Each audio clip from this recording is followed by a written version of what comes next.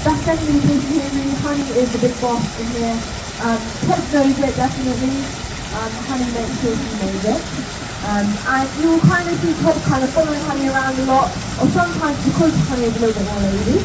If she doesn't want to come out, and they're both having a bit of a smooth, Ted also will not come out.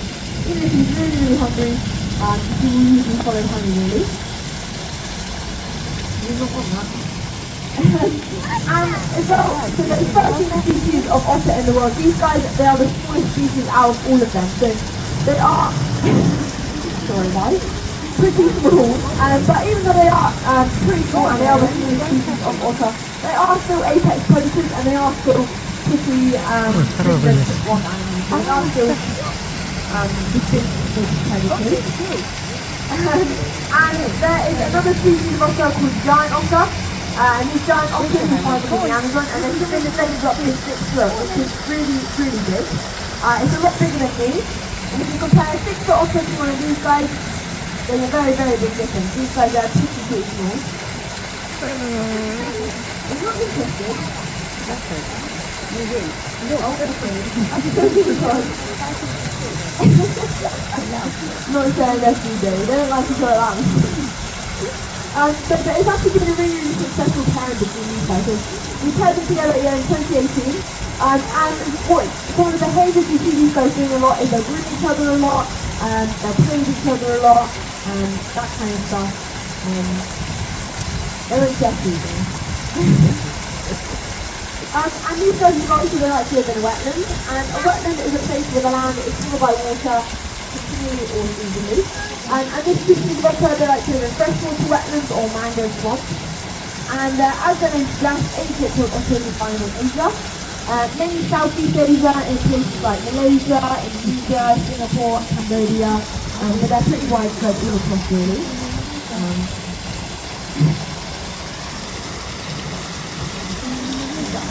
And today for them, I've got some rodents and I had some razor shell as well.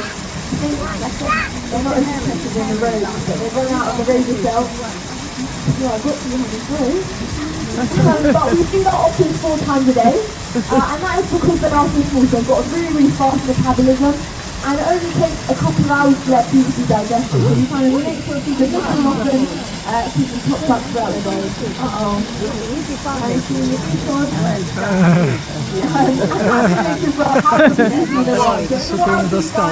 Their kind of day-to-day will look a lot like they'll be up for a couple of hours, kind of hunting, foraging, playing with each other, all that kind of stuff.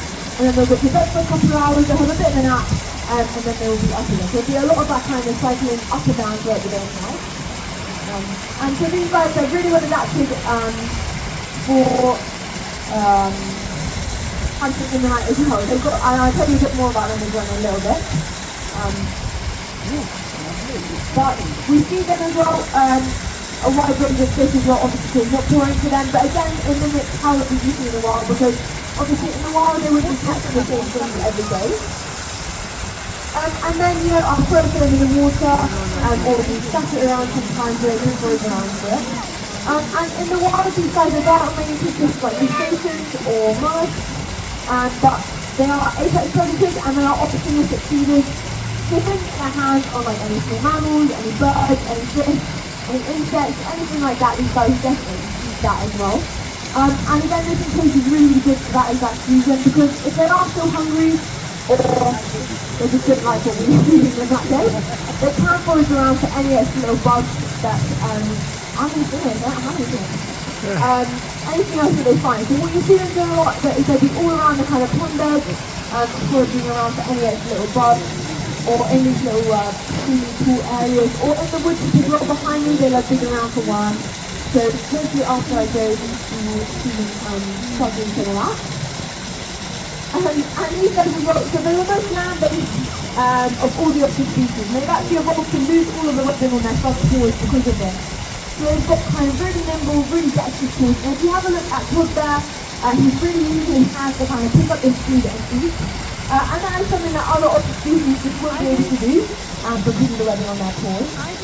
It also means that these guys are really good at kind of picking all the rocks out of the way to search around for any little bugs they find. The same with the digging. for the worms and things like that.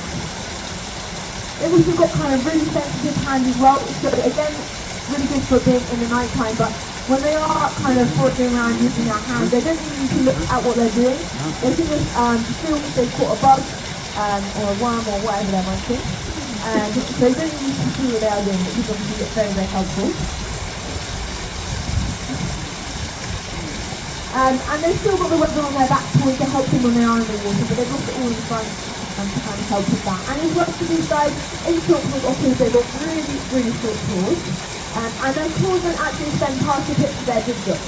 So again, that helps with them kind of having the nimble fingers and stuff. But it means that when they are kind of eating like those crab shells, mussel shells, all those kind of jelly foods that they eat a lot of, these guys, they've got to use their really, really strong jaws and really sharp teeth to get into these kind of things, whereas other otter species, they use their big claws to get into these things.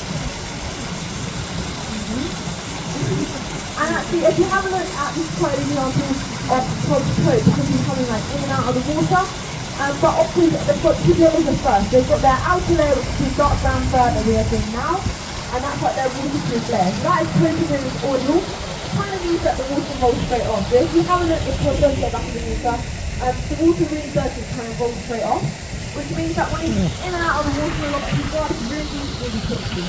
Also means that when he's swimming, he kind of touches the water. And as well as when they come out of the water, what you see them do a lot is if they do want to get dry really quickly, is they'll kind of rub up and then like put it to a log, or they'll just start rolling around really, and actually they can get really, really dry very quickly. And then their inner layer of fur is really, really well hidden, so it's this kind of creamy white colour, so it's quite a bright colour. You think you can sometimes see it like peeking through, but other times it's really, really well hidden. So, and this like second external layer is their like, this is really, really nice form. And it's really densely packed full of fur, and it's also packed with those air bubbles, which is really nice and kind of insulated. And you have a look to Todd dives the nose. But when Todd does dive under the water, you can see all the bubbles kind of coming off of his coat. So that is all the bubbles from that kind of inner layer and just rising to the top. And then when they're breathing each other, what they're doing is they're kind of keeping their coat in nice and clean. But they're coating themselves in that oil, and then they'll also kind of blow air into that thermal layer to kind of replenish all those bubbles. And I'm not sure how well you can see, but these guys, they've got whiskers all over their head. And that's another thing that makes them really good for hunting in the dark again.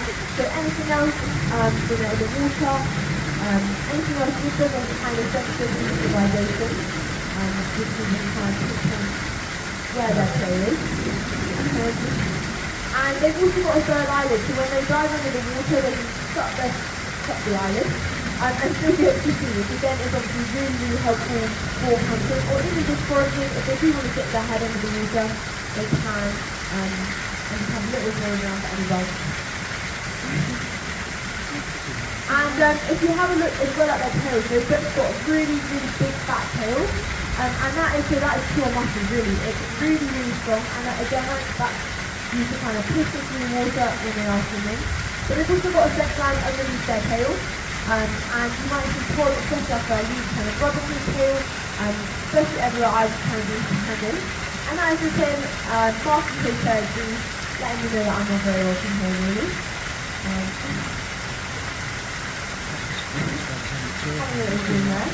But that is what they'll do a lot, so they will do each other a lot. And some other things you can do here is so they've got loads of different like little bedrooms or little hole boxes all around the enclosure. And again, this is really good because they can go around kind of avoiding little bits and pieces of speck and bring back to their little hole box. What you see them breaking in a lot is they're like the